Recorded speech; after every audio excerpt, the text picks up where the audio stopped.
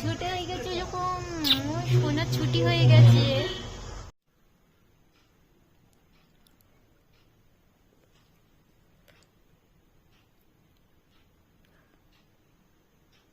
Hello friend, welcome my চ্যানেলে। আপনারা সবাই কেমন আছেন? আশা করি ভালো আছেন। আলহামদুলিল্লাহ, আমরাও খুব ভালো আছি।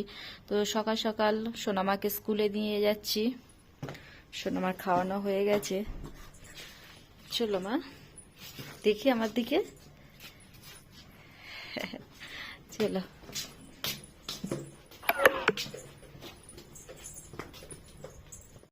চলো। সোনামা স্কুলে ডমরু বেজে গেছে, প্রে শুরু হয়ে গেছে।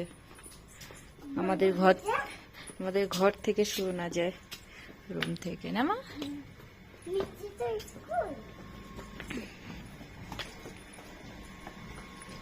এখন এখানে অতটা ঠান্ডা নয়, সেই জন্য সোনামার কোট পরাচ্ছি না। চলো।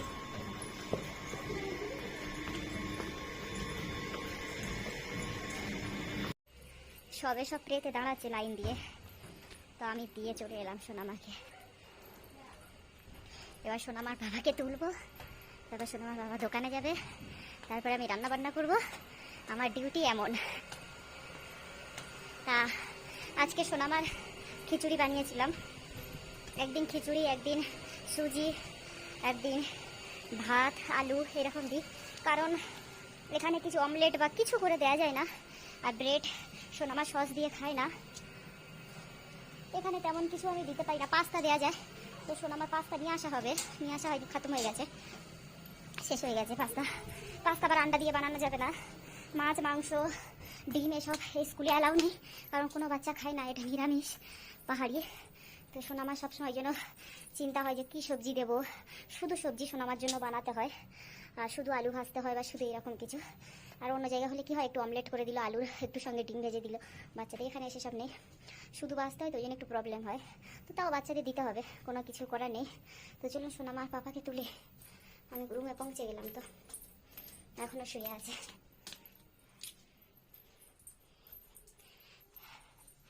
এই দেখুন, ঘুম যাচ্ছে এখনো। চলো ওঠো, 9:35 বাজে। তো আজকে রান্না বান্না হচ্ছে, কচুর ডাঁটা আর পাতা দিয়ে একটা সবজি বানাবো। তো জানি না গালে লাগবে কিনা, তো একটা আন্টির কাছ থেকে নিয়ে আসলাম। আর এখানে পাতা খায়, পাতা পকোড়া বানিয়ে খায়, ডাঁটা খায় না। তো আমি পাতা ডাঁটা দুটোই নিয়ে এসেছি। দেখি চিংড়ি মাছ দিয়ে, শুকনো চিংড়ি মাছ দিয়ে, শুকনো চিংড়ি মাছ দিয়ে শুকনো মতো করে দেখে একটা সবজি বানানোর চেষ্টা করবো। আর এখানে কচু আলু বেগুন কেটে নিয়েছি, চিংড়ি মাছ দিয়ে চচ্চড়ি করবো, আন্ডা ভাজবো। তো মানুষের রোজের পেট, রোজ খেতে হবে, কিছু না কিছু রান্না করতেই হবে খাবার জন্য।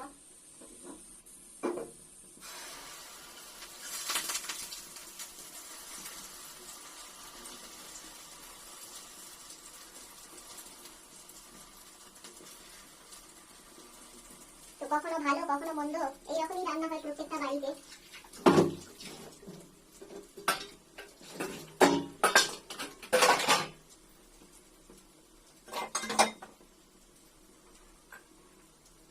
সোনামা স্কুলে আছে এখন, তো সোনামা যখন স্কুলে থাকে আমার ভালো লাগে না। আমি একা রুমের মধ্যে আমার একদমই ভালো লাগে না। যদি বলে যে তাহলে বিয়ের পরে তো অনেক বছর আমি একাই ছিলাম, বাট তখনকার সিচুয়েশনটা আলাদা আর এখনকার আলাদা। যেখান থেকে বাচ্চা জীবনে এসেছে, যেন মনে হয় ও ছাড়া আমার দুনিয়া পুরো অধুরা, মানে ভালোই লাগে না কিছু। তো বারবার আবার দরজার দিকে দেখছি যে মা কি এসে অ্যাপেল আছে ওখানে নিয়ে চলে না যায়। দরজাটা খুলে রেখেছি, কারণ রান্না বান্না করছি, ধোঁয়াটা পাস হওয়ার জন্য। তো এইভাবে আমি আদা রসুন থেকে রান্না করি। সেই থেটার যে পাওয়া যায় সেটা তো আছে, কিন্তু ওটাতে আমার ভালো লাগে না। আমার এই গ্লাস আর এটাতে এত মানে ভালো লাগে, দুটো আমি কিনেছি ওই রকম, কিন্তু ওটা ভালো লাগে না। সোনামা খেলে ওটা নিয়ে, যে থেটার একটা পাওয়া যায়।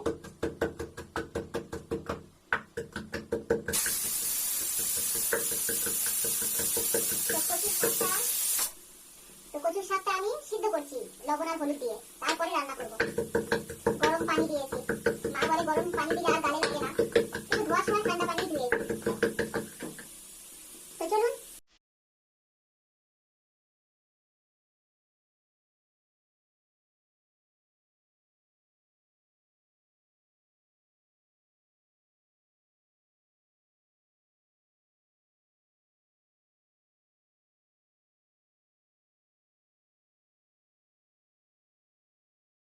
কচুর শাকটা দেখুন, আমার লাইফে আমি একবার রান্না করেছি, তো সেবারে প্রচুর গালে লেগেছিল। চিংড়ি মাছ দিইনি, শুধু রান্না করেছিলাম। আর এবারে চিংড়ি মাছ দিয়েছি, শুকনো চিংড়ি মাছ। কাঁচা দিলেও ভালো লাগে, আমি শুকনো চিংড়ি মাছ দিয়েছি। তো দেখুন পুরো পায়েসের মতো। এবার খেতে কতটা ভালো লাগবে জানি না, কিন্তু ভালো লাগে, খুব সুন্দর লাগে। গালে না লাগলেই হলো।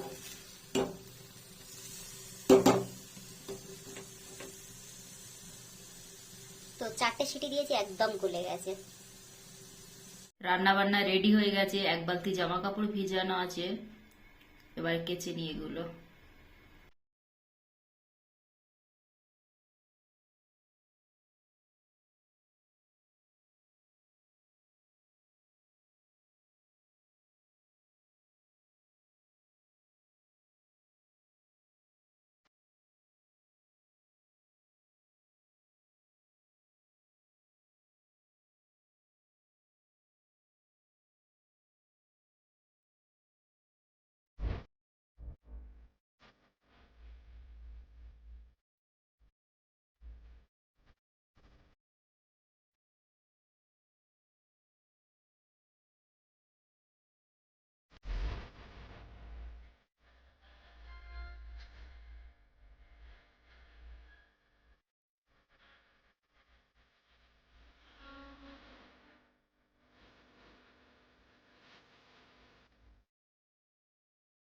জামা কাপড় শুকো দেওয়া হয়ে গেছে। তো চলুন সোনামাকে নিয়ে আসি, লেট হয়ে গেছে, 1টা বাজতে যাচ্ছে, আর 5 মিনিট বাকি আছে।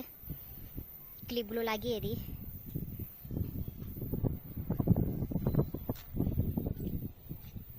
তো ওয়েদার অত ভালো নয়, কারণ একবার করে মেঘলা হচ্ছে, একবার করে একটু হালকা রোদ হচ্ছে। রোদের একদম তেজ নেই, কালকে রোদের ভালোই তেজ ছিল।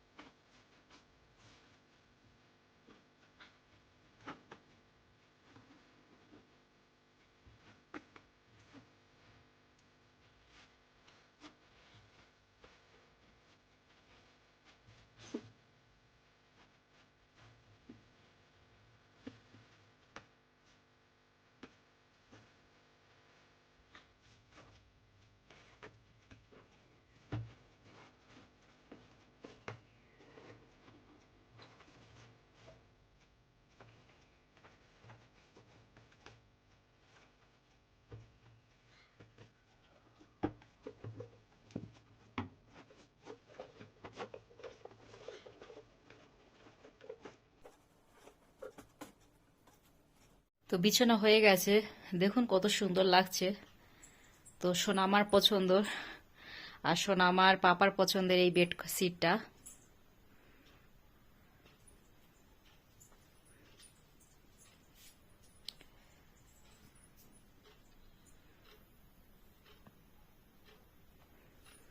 কিন্তু বিছিয়ে ভালোই লাগছে।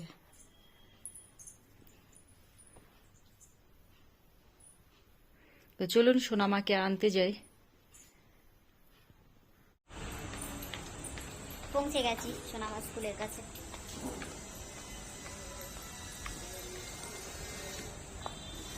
তো এখনো ছুটি হয়নি। ওই দেখুন পা দেখা যাচ্ছে, ওখানে সব আন্টিরা বসে আছে, এখানে বসে থাকে। এখনো ছুটি হয়নি, ছুটি হবে এবারে। কখনো 1টায় 10-এ, কখনো 1টায়, কখনো 1টায় 5-এ, এরকম ছুটি দিচ্ছে। আর এখানে মিস্ত্রি কাজ হচ্ছে, কথা আওয়াজ শোনা যাচ্ছে না, প্রচুর আওয়াজ হচ্ছে। তো চলুন পরে কথা বলবো, সোনামার যখন ছুটি হবে। ছুটি হয়ে গেছে যখন, সোনার ছুটি হয়ে গেছে। সোনামা স্কুলে আজকে ডান্স করিয়েছে, সেই জন্য ঘেমে গেছে ফার্স্ট টাইম। সোনামা বলছে মা আমি আজকে ঘেমে গেছি। আস্তে, আমার হাত ধরো। হাত কেন ধরো না সোনা পাখি? মামা কত জামা কাপড় কেচেছে জানো সোনা? হ্যাঁ, এক বালতি জামা কাপড় কেচেছে মামা। না আজকে কোথাও যাওয়া হবে না, কালকে ঘুরতে গিয়েছিলে, আজকে রেস্ট।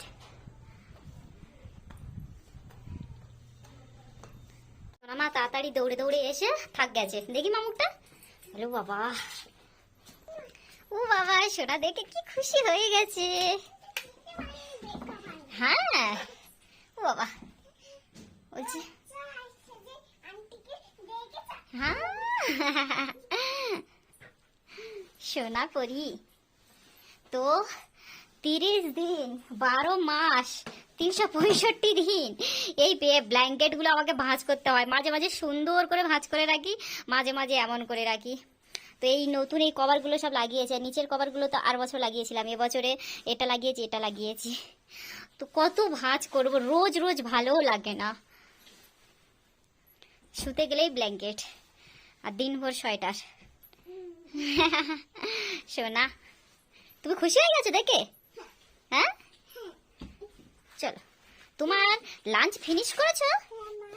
সত্যি বলছো? ফ্রুট ফিনিশ করেছো? হ্যাঁ এটা তো খালি খালি লাগছে। লাঞ্চ ফিনিশ করেছি, একদম অল্প আছে, ফ্রুট ফিনিশ। ওয়াও, সোনা বড় হয়ে গেছে, এখন সব ফিনিশ করতে পারে। আর অল্প পরিমাণে দিই একদম, যাতে বাচ্চারা খেতে পারে, না হলে বেশি করে দিলে পুরো মোটেই খায় না, নিয়ে ফিরিয়ে আনে। গোসল করিয়ে দিলাম, সোনামা এসে বলছে মা গরম লাগছে আমাকে গোসল করিয়ে দাও। তো গোসল করিয়ে মাথাটা আঁচড়ে দিলাম, আর সোনামার জামা প্যান্টগুলো আর সোনামার স্কুলের হ্যাঙ্কি আর সোনামার পায়ের মোজাটা স্মেল আসছে সেই জন্য ধুয়ে দিলাম। আমি এগুলো উপরে দিয়ে আসি আমার ছুটে, তুমি এখানে দাঁড়াও, এসে ভাত দেবো না? হ্যাঁ দোতলায়। সোনামা খেতে বসো। তো এখানে কচু আলু চিংড়ি মাছ দিয়ে, আর এখানে এটা তো সোনামা দেবো না, তো আমি খেয়ে দেখি। দেখুন গরম গরম ভাত খুলছিলাম, ভাত বেরিয়েছি সেই জন্য হাত পুরো লাল টুকটুক হয়ে গেছে, খুব গরম ছিল ভাতটা। দেখি গালে লাগছে কিনা। ওটাও কেন ভেঙেছো? হ্যাঁ দাঁত দিয়ে ভেঙেছো? কেন করেছো ওটা? এটা দারুণ লাগছে, গালেও লাগেনি, খুব সুন্দর লাগছে, একটুও গালে লাগেনি। এটা কালকে বেগুন আলু দিয়ে আর শুকটি মাছ দিয়ে ওটা ঝাল একটু ছিল। তো চলুন খাওয়া দাওয়া সেরে নি। সোনামা খাওয়া দাওয়া সেরে তারপরে হোমওয়ার্ক করার কথা বলছে, মামি হোমওয়ার্ক করবো, কিন্তু না এসে খেলতে বসেছে। না হলে খাবে না বলছিল, বলছে আমার এক বালতি পানি দিলে আমি খেলবো। তো এক বালতি পানি দেবার কথা বলে ওকে খাইয়ে দিয়েছি কোনো রকম ভাবে, তারপরে এখন ওই মগে করে পানি নিয়ে এসে খেলছে। কিন্তু হাত লাগাতে তো মানা করেছি মা, তোমার নোজ থেকে পানি আসছে, তুমি কেন টাচ করছো? ওই ভিজে ওই হয়ে যাচ্ছে দেখো পাজামাটা। এ চামচ দিয়েছি, চামচ নিয়ে খেলতে বলেছি। আর আজকে আন্টিজি গোবর আনবে, আর এই আমার চুলোটা যা হাল হয়েছে, চুলোটা আমার ঠিক করতে হবে। আন্টিজির চুলোটা দেখুন কত সুন্দর, আর আমার চুলোটা কারণ একবার এটা পুরোটা খুলে পড়ে গেছিল ছাদনা ফুটে, তো তারপরে দ্বিতীয়বার যখন লাগিয়েছি তারপর কাঁচা ছিল, ওটা শুকায়নি ভালো করে, আমি রান্না করেছি সেই জন্য ফাটছে বারবার। আর মনে হয় ঠিকই হবে না, খুলে পড়ছে বারবার, আবার দুবারা পুরো খুলে লাগাতে হবে, সেই জন্য খালি হয়ে আছে, গোবর নেই বলে লেপাও হয় না। আন্টিজির ছাতাটা কি অবস্থা দেখো, নিয়ে গিয়ে ঠিক করার কথা ছিল তো নিয়েই যাওয়া হয়নি। সে মেলার সময় বসেছিল, একটা ব্যাপারী বসেছিল ছাতা ঠিক করার, তো সে চলে গেছে। আর না হলে এখানে ছাতা চেন এসব জিনিস ঠিকই হয় না। এখন বাজে 4টে, তো সোনামা আর আমি একটু রিলস বানাচ্ছিলাম, তারপর এলাম ছাদে জামা কাপড়গুলো উল্টে দিই, কারণ মোটাগুলো এখনো শুকায়নি, পাতলাগুলো হয়তো শুকিয়ে গেছে।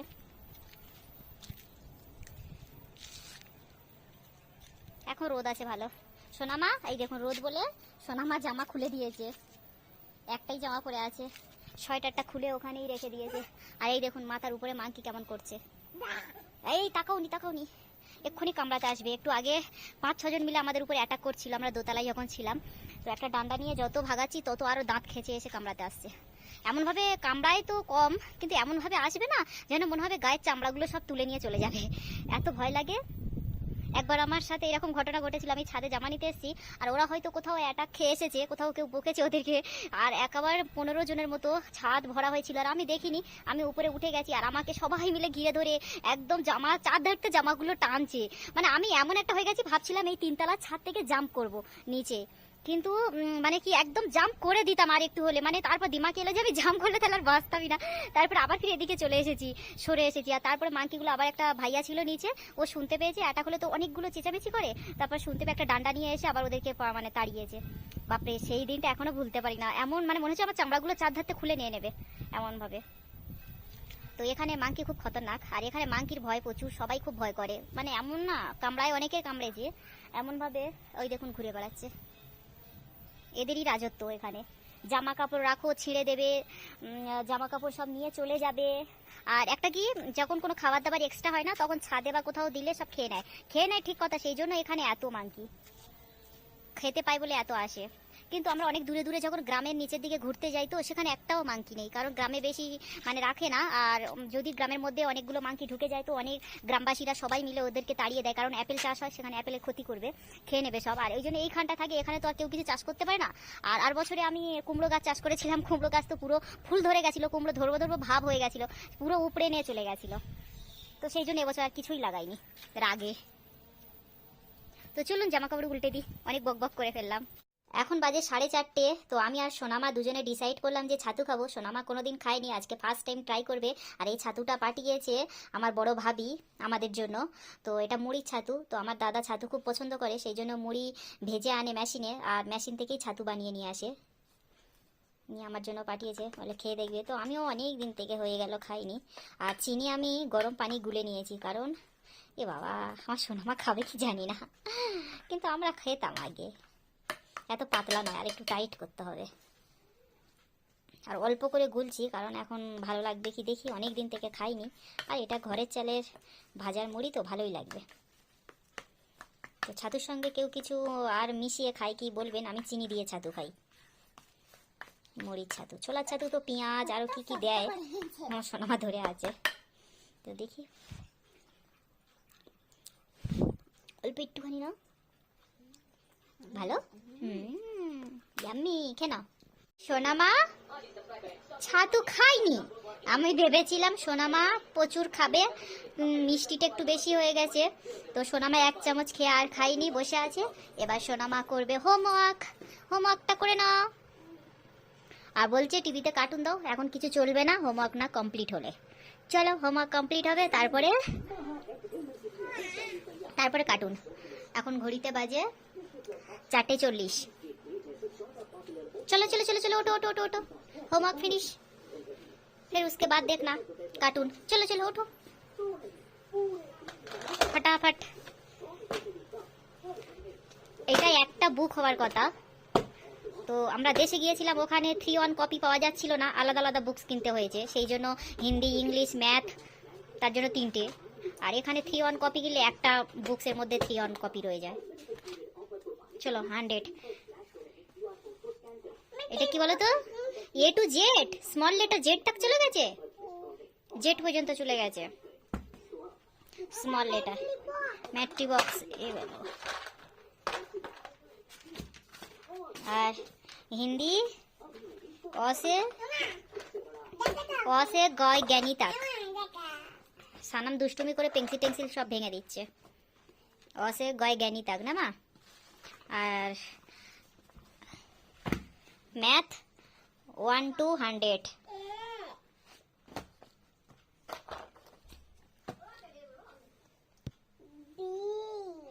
স্মল লেটার আমার সোনা কত সুন্দর লেখে, আমি এর বয়সে মনে হয় এত ভালো স্মল লেটার লিখতে পারতাম না।